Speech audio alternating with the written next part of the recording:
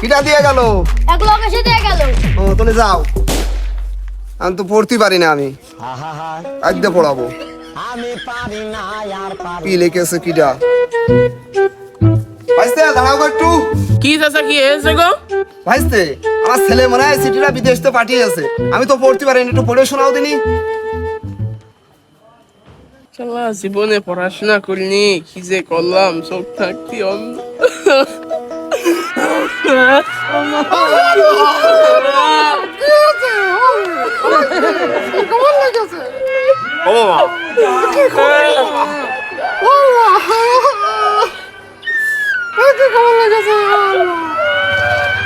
দাদা তুমি অন্ধকারে দেখো।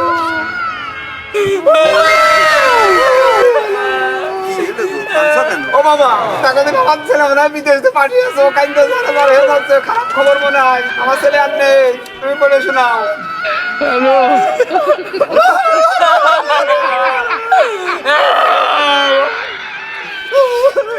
হ্যালো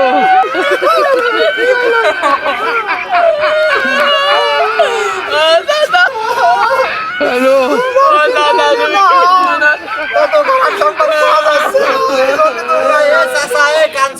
ও বাবু, এই দেখো আমার ছেলে বিদেশ থেকে চিঠি পাঠিয়েছে, খুব খারাপ সংবাদ, এরা পড়ে খুব দুঃখে জারোজার, বলার মতো কথা না মনে হয়।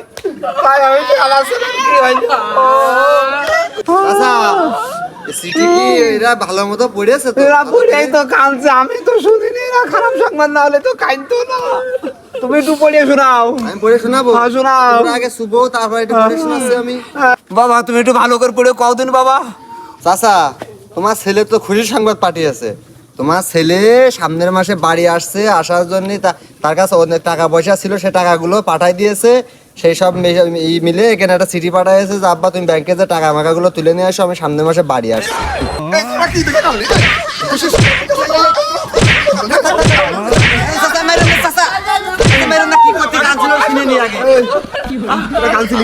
আমরা তো পড়ালেখা জানি নে, আমরা তো পড়তে পারি না, এখন কি করবো? এই জন্য কাঁদছিলাম।